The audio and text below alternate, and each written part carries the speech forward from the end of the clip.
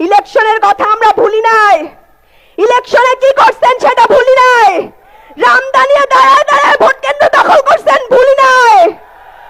কেন মেনে নিছি জানেন? আপনাদের ইঞ্জিনিয়ারিং করা ইলেকশন আমরা মেনে নিছি শুধুমাত্র দেশের স্থিতিশীলতার স্বার্থে। কিন্তু শহীদের রক্তের সাথে বেইমানি করবেন, জুলাই সনদের সাথে বেইমানি করবেন, গণভোটের সাথে বেইমানি করবেন, সেইটা বাংলাদেশের জনগণ মেনে নিবে না।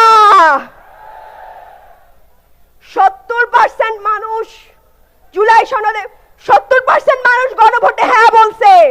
ইলেকশনের আগে তাদের নেতারা, প্রধানমন্ত্রী নিজে বলছেন গণভোটে হ্যাঁ বলুন।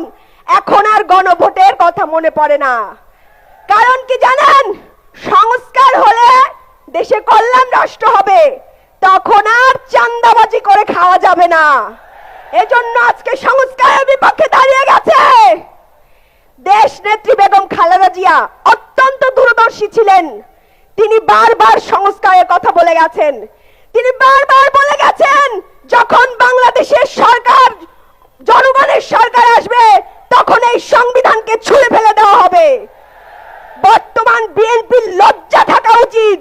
যেই নেত্রী তার জীবনটা জেলখানায় দিয়ে গেছে সংস্কারের কথা বলে বলে, তারা আজকে সেই বেগম জিয়ার স্বপ্নের সংস্কারের সাথেই প্রতারণা করছে। বেগম জিয়া বারবার বলে গেছেন সংবিধান সংস্কার করতে হবে। আজকে সালাউদ্দিন সাহেব ওইখানে দাঁড়িয়ে বসে যে সংবিধান সংস্কার করা সম্ভব নয়, সেটা নাকি আইনে নাই, সংবিধানে নাই। তিনি বারবার সংবিধান দেখান। তাদের নেত্রী যে সংস্কারের কথা বলে গেছেন সেই সংস্কার কি তারা অস্বীকার করছে। গুম, খুন, চাঁদাবাজির, ধর্ষণ বেড়ে গেছে, অথচ নিজের মন্ত্রণালয়ের কোনো খবর নাই। দেশটাকে আমরা একটা কল্যাণ রাষ্ট্র বানাইতে চাইছিলাম, অথচ গুম খুন বাড়ছে, ধর্ষণ বাড়ছে, সেগুলো নিয়ে তাদের কোনো মাথা ব্যথা নাই। কারণ নিজেদের লোকেরাই এই সব করে। আজকে পুলিশ সংস্কার হইলে, সংবিধান সংস্কার হইলে দেশ একটা কল্যাণ রাষ্ট্রে পরিণত হবে।